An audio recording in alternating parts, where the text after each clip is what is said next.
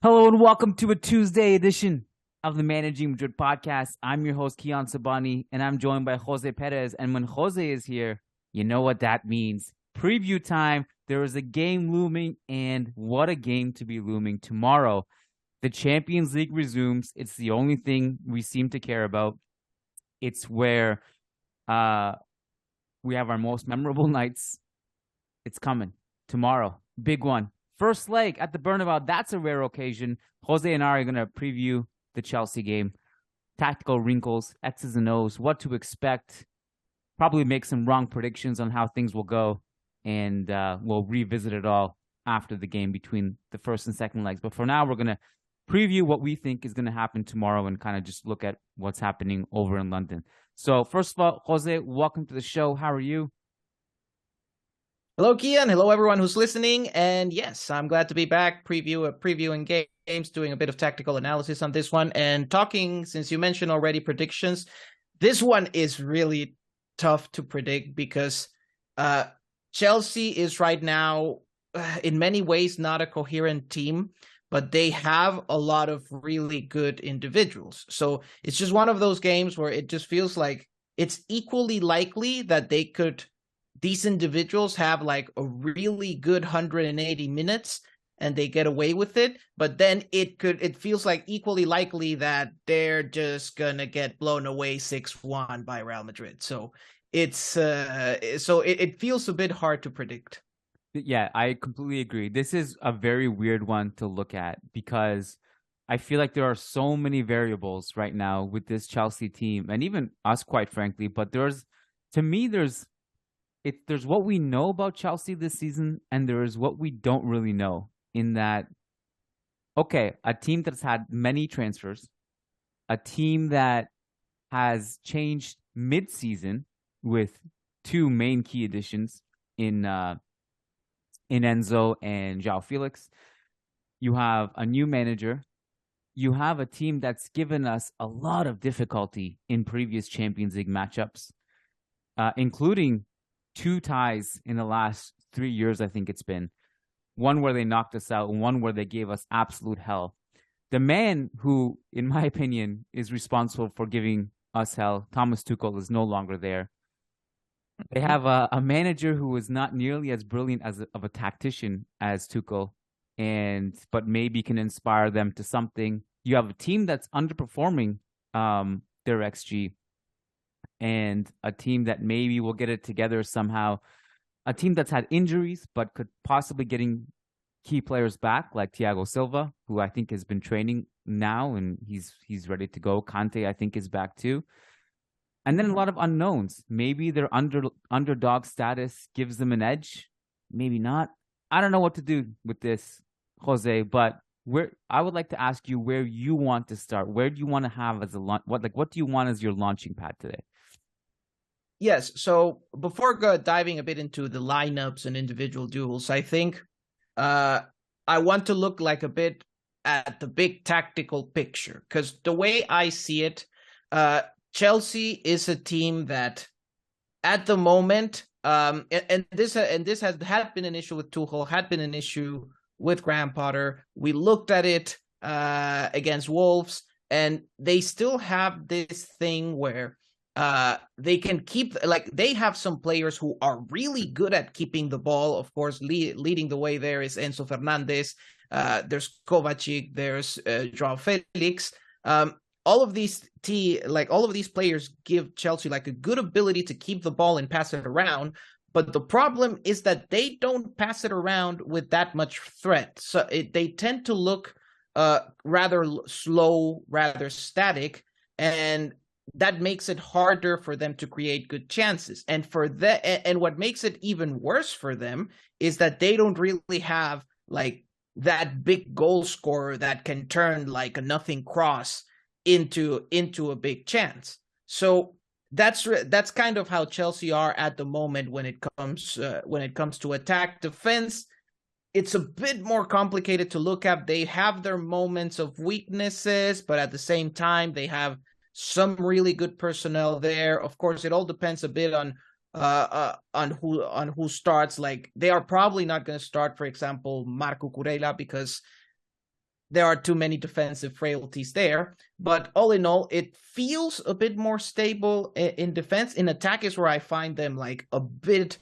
of a mess. And the main thing I think about when I look at this duel is that it feels that for Chelsea, what benefits them more is a slower kind of trying to keep the game at a slower tempo. Because the thing is that going against Real Madrid, if you go into a high tempo punch out against Real Madrid, right now, Vinicius, Benzema, Rodrygo will punch much harder than the Chelsea forward line. And that's the problem. That's why I don't think it's convenient for Chelsea to go like all out and into a punch out. Like Real Madrid could even beat Liverpool in a punch out, and they had a lot more firepower than Chelsea did. So it doesn't. So if you look at it from Chelsea's perspective, a slower game, maybe even a deeper block where you try to make Real Madrid like get stuck trying to attack in the opposition half,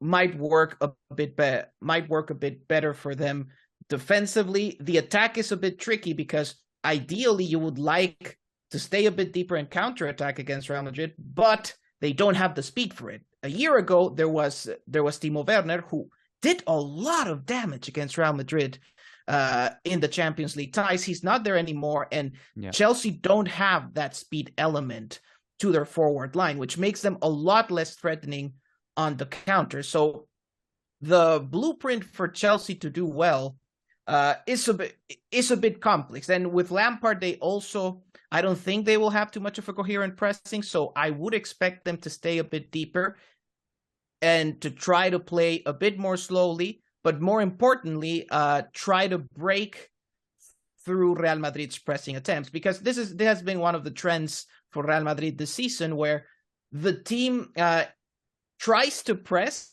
and it doesn't do it that well. And I think when it comes to attacking Real Madrid, that's where Chelsea can find the openings, because they have the players, Enzo Fernandez, Kovacic, Kante, if he's doing well, who can break through that press, and behind that press there are spaces that they can exploit. Yeah. You mentioned Werner. Another player that I'm glad is not around right now, because he was a player that was so heavily criticized for the times we were playing against Chelsea in general, like the dialogue against Werner. And that's another one I hated playing against, because we could kind of see the damage he would do with his off-ball movement and his link-up play. And maybe he wasn't prolifically putting the ball in the back of the net throughout the course of the season, but that's another guy I'm glad is not around because of the damage he did against us, as you mentioned. I mentioned underperforming the XG. I think that's almost a polite way of putting it. They are dramatically underperforming their XG. 41 goals. Comically. 41 expected goals in the Premier League, 29 goals scored. It's probably not a great sign when Kai Havertz is the guy you rely on to put the balls in the back of the net. Havertz, who is playing a little bit better in terms of scoring, maybe in the last couple months. Obviously, this team has that ability to punch in the Champions League and put it together in a couple games. Maybe they more so than, relying on someone like Havertz or even Sterling to be a reliable goal scorer throughout the course of the season. Maybe that's not sustainable, but maybe in a couple games they can put it together, and that's what worries me. How much do you think Enzo and Joao Felix improve this team? The biggest improvement they provide is really in possession. Like, there were times where Chelsea in possession looked a bit aimless, even under Tuchel. Tuchel had like a very good structure, but sometimes it looked like it was lacking a bit of direction. They got stuck. When you have players of the quality of Felix and Enzo, those players, because of kind of their genius understanding, like when it comes to passing and control, they can help you get unstuck in many situations and help your team's possession be more threatening. And that's the thing. Like the funny thing about Chelsea is that with those signings, in some ways they got better in the attack. Their possession attack is more threatening than it was before. The problem is that for the last few months, like you said, they've been comically bad at finishing stuff. So it doesn't really Chelsea are better in the possession attack now, but it doesn't really reflect much in the results because they just are not putting the chances away. But it does improve them a lot. And going a bit already into individual duels, a big one here to me is Enzo and how to stop him and how to prevent from him passing his way through what's probably going to be not that coherent Real Madrid press. Because that's the thing, like Real Madrid's pressing has holes.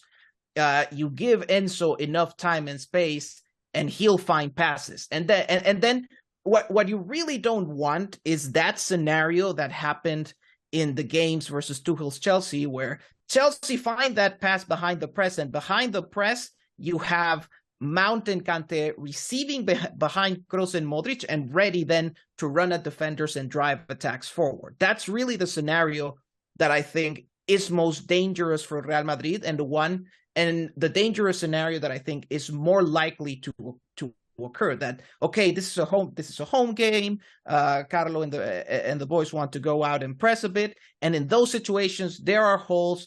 Guys like Enzo and Kovacic can take advantage of that and break through the lines, and then you have, say, Mount and Kante in behind, and in those spaces, and if they're having a good game, they could do a lot of damage. Like in those, we in analysis we like to call them like micro transitions, because they're not counterattacks, but you left so much space behind your press that it's almost like a mini counter. So those situations are really what Real Madrid wants to avoid, and it's going to be important to find ways to say shut down Enzo and the people who can play that dangerous first pass past the Real Madrid press. Enzo plays a bit on the left side. Fede, we presume, is going to be somewhere there on the right. That Enzo versus Fede is, to me, one of the massive duels of this tie, because depending on who wins out those battles, that can be the difference between Chelsea playing their way through the Real Madrid press or not. I like the idea of pressing. I don't like the idea of Real Madrid pressing, because it's just, as you know, Jose, it can go so wrong in so many different ways, and we can get carved, and all of a sudden Chelsea can go from circling possession in their back line to one or two passes later getting into our final third, because our lines are just completely broken from a bad press. I do like the idea of counter pressing or just strategic pressing, but I think going gung ho, and quite frankly, I don't think it's something that Carlo would do anyway. Based on the history of the Champions League last season, he kind of saved the pressing for basically the last 20 minutes of the second leg. Is how he did it for all these games, and it was a little bit more conservative overall. Let's jump around a little bit. Last year, a key matchup, Reece James versus Vinicius Jr. Of course, Reece James was not around in the first leg at Stamford Bridge last year. Vinicius just licked his lips looking at Christensen at right back in that game. Christensen was subbed at halftime, and Reece James then appeared in the second leg. Reece James was awesome in the second leg and defended Vinicius about as well as I've seen anyone defend Vinicius. This season, what are you looking for? I mean, I don't even know how much there is to analyze on that particular aspect. Just that I'm curious to see how Vinny will respond to Reece James this year. Obviously, he responded well to Araujo in the last couple games, and I would hope that he can continue on that trajectory in this game, because that is a key one. So what are you looking out for in terms of that matchup? Yeah, so this is going to be an interesting one, because for Vini comes off an amazing week where, regardless of results, like he faced like two of his defensive nemesis, both Foyth and Villarreal and Araujo, and he kind of demolished them in both games. And that is really positive, because that means that right now our guy is kind of high in confidence there. So it seems like a moment where right now he's just very inspired in the 1-versus-1. So it feels like if you are a defender, this week feels like the worst week of the year you could have faced Vinicius. So good luck to whoever's doing that. What can Chelsea do about it? With James, it's complicated because he, of course, is one of the best right wing backs in the world. Can be very strong on the 1-versus-1. It's just like because of the injury, sometimes he lacks that continuity. But on paper, he's a player who's well suited to try to stop Vinicius. Differences compared to last year. The center back who is likely going to be this is one of the things that I will discuss later. But right now, we're still figuring out whether Chelsea will go with back 3 or back 4. I think it's going to be back 3. And if that's the case, then what Vinicius would face is a unit with Reece James at right wing back and then Wesley Fofana at right center back. So those are the two he's going to have to deal with. Of course, if it were a back 4, in a way, it's a bit easier for Vinicius because then he just has to worry more about the 1-versus-1 duel with Reece James. If he has to face the back 5, then Reece will have more support in those situations. And there might be situations. So it might be more of a mixed thing of like sometimes he's going to go up against Reece James, sometimes he's going to go up against Fofana. So that's a bit how the duel changes. The recipe keeps being the same as I've argued in previous games. Try not to the best way the team can help Vinicius is to not leave him alone in those duels. And again, this is where it's very positive that Benzema, it's not just the goal scoring that's improving, but it's also just the way he's participating in the team's possession, the way he's combining with others. He's getting sharper.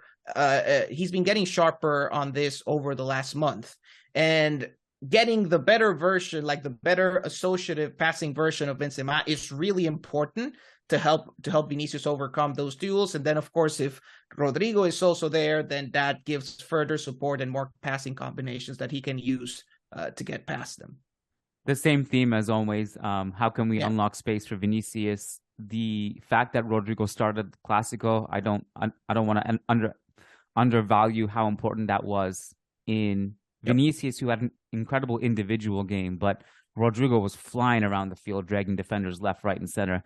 And Benzema, who is overall in good form, put together 2 incredible legs against Chelsea last season. I really want Rodrygo to start this one. Goes without saying. I think he should. I think it's needed. I don't know if Ancelotti will revert back to Fede right wing with Modric and Kroos center midfielder. I think Modric and Kroos will probably start. I would not be surprised if Camavinga started left back. Although I don't know. But there is definitely potential for Fede Valverde to start as the right wing safety net that Carlo likes to do. So, but we'll see. I do advocate for Rodrygo starting. Jose, here are 4 players who, in some way, to different varying degrees, were a doubt for tomorrow's game. Azpilicueta, Mason Mount, N'Golo Kante, and Thiago Silva. All 4 of those players trained this morning, which means that Chelsea will probably have them back. Let's start with... Yes. Here, I guess the 3 I'm more interested about are Mount, Kante, and Thiago Silva.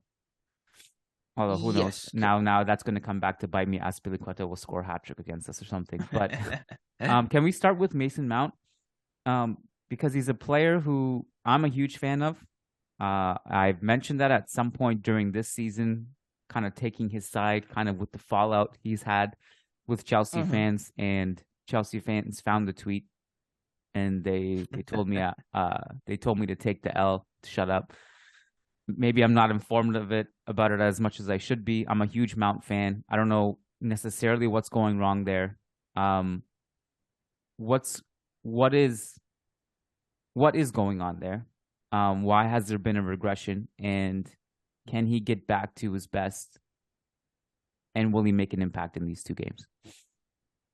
Well, I think Mount is also the kind of player who benefits from somewhat more chaotic, like come and go games. And when you have that kind of slower possession style, he's still an intelligent player, moving off ball and everything, but maybe he struggles a bit more in that slower tempo. And in general, like it's hard for all Chelsea midfielders and forwards these days, because when the team doesn't have that clearly defined identity, it's harder for anyone to know anyone to know what their role is. And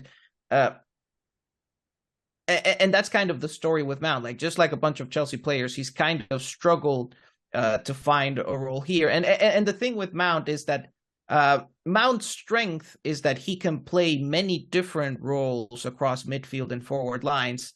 Sometimes it's also weakness, because it also means that managers then don't quite know, is like, if you don't have like a very clearly defined identity, it's a bit hard to know, okay, where am I going to plug him in this structure? So it feels like Chelsea has focused. Chelsea has actually now, at least before Lampard came in, it was a more defined like midfield trio of like Enzo, Kovacic, and then another midfielder with more box-to-box qualities. For example, against Wolves, Conor Gallagher started. I would expect that in a role like that, Mount could start.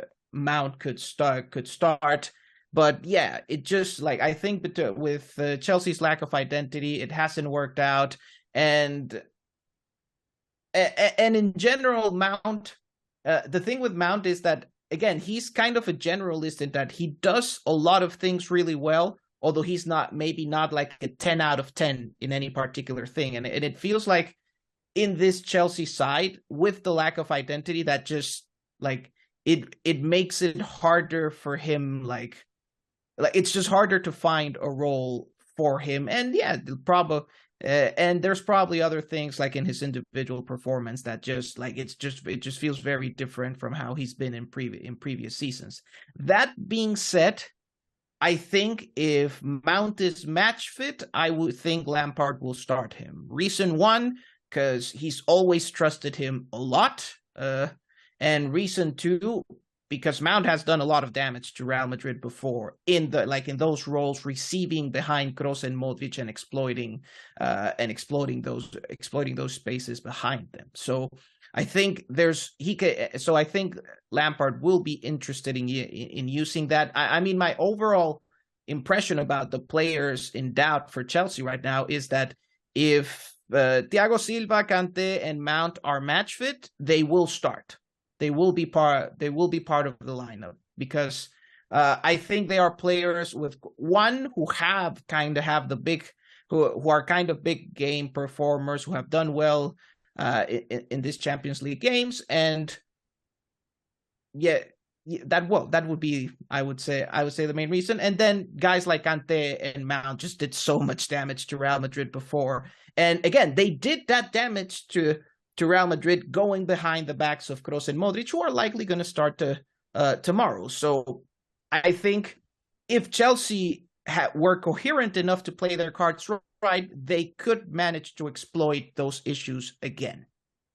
Well, if all those three players start, then I'm assuming you go midfield Enzo, Kovacic, Kante.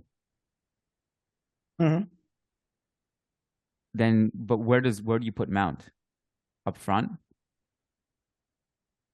So that's where we go, I guess, into the lineup doubts for Lampard. So one possibility there, yes, would be playing Mount up front, but he would make more sense if you have like a front three. And again, so the main things with Lampard. So he started against Wolves with a 4-3-3. It didn't look great. They lost the game, a bit static in possession.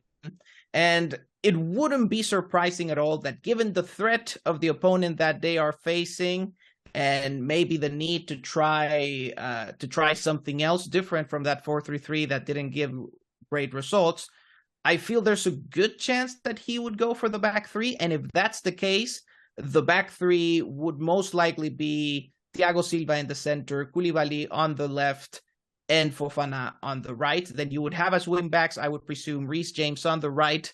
Cucurella is a bit of a defensive issue. I would almost bet that, especially if they go with the back three, Chilwell would start at left back instead.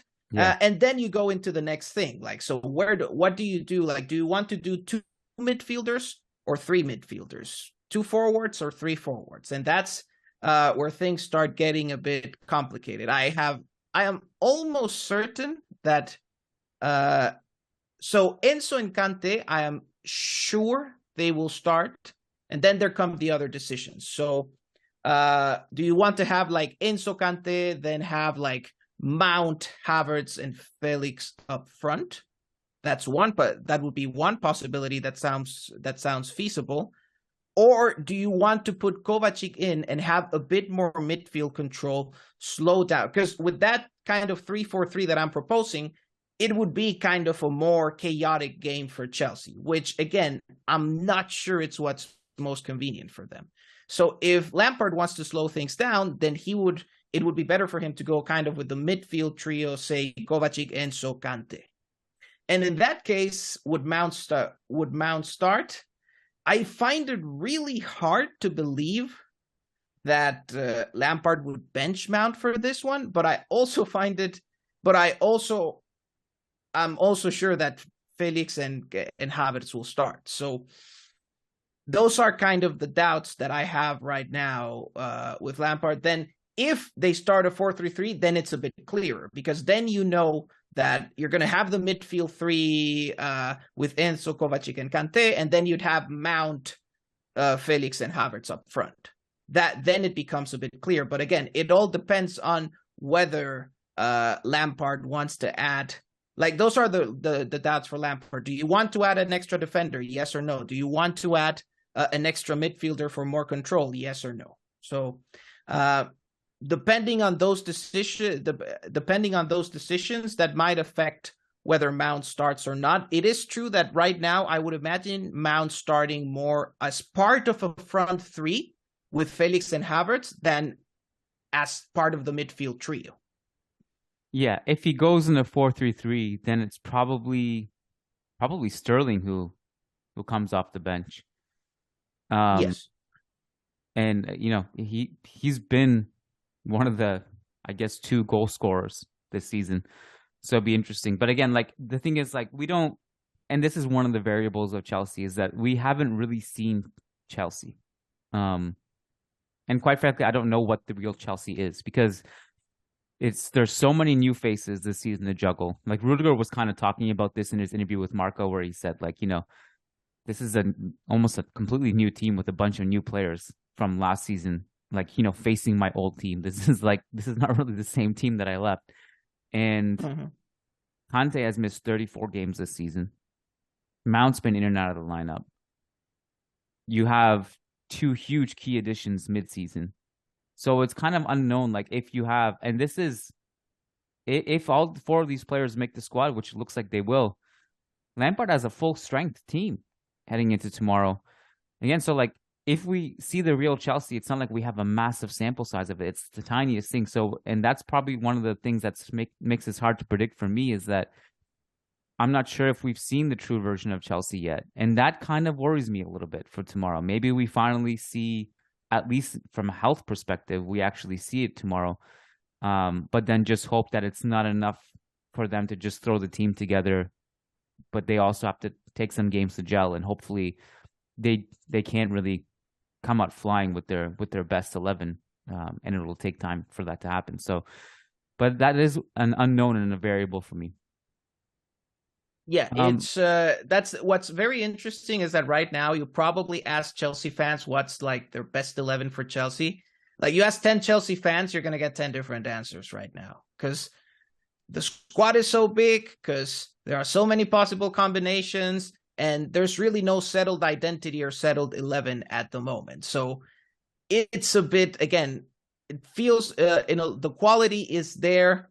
It feels, but it still feels a bit incoherent. I mean, at least the silver lining of all this is that even if Chelsea magically managed to put themselves in a position where they kind of dominate the game and are breaking through the press consistently and everything, at least for now, unless Havertz and Felix decide to, like, get really efficient, I don't think they have the firepower to really capitalize on whatever they can dominate. So even if Chelsea dominate, I find it like it's going to be a struggle for them to score. Yeah, that's one thing that I would like, logically speaking, in terms of the ability and the talent to put the ball in the back of the net. We have that more than them. But if it comes down to fine margins and Chelsea keep it a close game and they don't, I guess they're able to limit the chances we create, and they're able to close the space and close the channels, and then maybe rely on the odd counter or a set piece. Exactly. Then I think it's a different story. But I agree with you. Something that you said at the top of the podcast, if you just have this as an open, chaotic game, I'm fine with that, generally speaking. Yeah, me too. I think that's a scenario where really right now Rodrygo, Vinicius, Benzema are extremely threatening on the counter, as it happened against Barca. And yeah, it's just not a unit you would like to deal with. From Real Madrid's side, of course, that's one of the questions that I wonder for this game. It's like, we already have now the Anfield game, now the Camp Nou. Like, we have evidence of what happens when Ancelotti tries to optimize more for the offense instead of kind of the more conservative setups, like a bit more conservative setups, like, for example, putting Fede at right wing. We'll see what lessons he takes from those games. I still think at this point it's not an ideal solution, but at this point Camavinga is the best left back in the squad, because that's the or at least the one that will best support Vinicius. So it's we'll see what Ancelotti does about it, if he wants to keep moving forward with that, or if he wants to go for kind of the plan that worked last year, which is really starting Kroos and Modric, putting Fede at right wing to compensate and to do more defensive work. We'll see what he chooses in this game, because depending on that, fortunately, like, I would have been more against that in a situation where Benzema is doing poorly, because if he's doing poorly, then you really cannot afford to start Rodrygo. Right now that he's doing a bit better, I would not be as against starting Fede at right wing, but it is quite clear that right now the best front three, offensively speaking, is clearly Rodrygo, Vini, and Benzema. And that would be the one that can do the most damage to Chelsea. And I think, especially if Chelsea decide to play in the back three, it feels kind of necessary to have those three in order to really break down Chelsea and the way they're going to pack the box. So those are, again, it's a similar theme to the previous games. It's deciding whether Ancelotti will make the more offensive decisions, like that front three, like playing Camavinga left wing, or he's going to go for the more conservative game plan. And we already know that when he plays that conservative game plan, he doesn't see any issues, like he said in previous pressers. So for him, it's like the problems that we see, like with that more conservative lineup, he doesn't see them. So that's also what I wonder what we'll get for tomorrow, because I think it's also pretty feasible that Camavinga might not play left back and Rodrygo might not start, even though I would say that right now they are the two decisions that work better to strengthen the team's offense. Well, Ancelotti's, I think, tolerance for suffering is higher than ours. I think he's totally calm when things aren't going his way. But the Camavinga point, just to go back to it quickly, I think it's a foregone conclusion that he starts. The question is really, does he start at left back or does he start in midfield? If he starts in midfield, then it's pretty clear. I think it's probably Camavinga, Kroos, Modric, and then Fede on the right wing. If he plays left back, then it probably opens up something like Fede, Kroos, Modric, and then Rodrygo on the right wing. Although, like, there's no pure anchor in that lineup. And that's bad if you're especially in this setup, like against where you could have like Mount and Kante behind Kroos and Modric. I think in a setup like that, not playing Tchouaméni can lead to some defensive issues. I agree. If you put Camavinga at left back, I really want to see Tchouaméni from the start, and Tchouaméni, Kroos, Modric, if you have to start all of them, and then realistically with Carlo, it's probably going to be Fede right wing and then Rodrygo off the bench. But just quickly on Camavinga, because you mentioned he is our best left back right now, which is true because Mendy is injured. There is, like, I think I was mentioning this to Matt, against Barca, Camavinga is another one that you can play there against Barca in terms of a matchup, because Araujo doesn't really overload and try to make runs in behind Camavinga. He stays back. And, when you go into one-on-one individual duels, as we saw, Camavinga can defend Rafinha really well. And so if there's one winger he has to defend, he can do it. But if there's like a left back making overloads on that side behind him, then it makes it more challenging. And with Reece James, it's not that he can't attack. Obviously he can. But I do wonder if he just won't, because he's more concentrated on staying back and making sure Vinicius doesn't have space. And in which case, it's not like Real Madrid versus Liverpool, where Trent Alexander-Arnold will leave a bunch of space behind him, and it makes more sense to put Nacho left back. You know what I mean? So I think this is a game that you can put Camavinga at left back and just have open up space in midfield for another player and get Vinicius some help. But we'll see.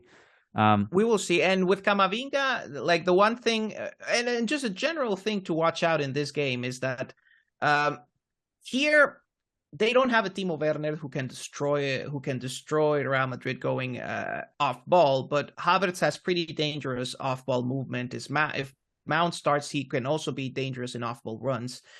So in that sector, be the lineup Alaba and Camavinga, be it Alaba and Rudiger, for example, you have to watch out for those runs, especially if Camavinga starts, because the interesting thing about Camavinga, and we saw this against Barcelona, that if Rafinha got the ball to his feet and went for the 1-versus-1 duel, Camavinga could win the duel pretty well.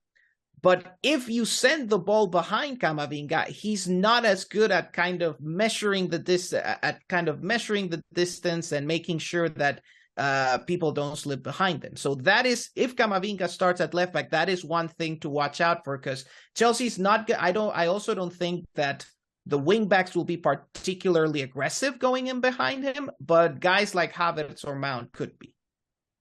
Yep, totally agree. It'll be very interesting. And tomorrow we will find out more, and we will adjust our preview for the second leg accordingly.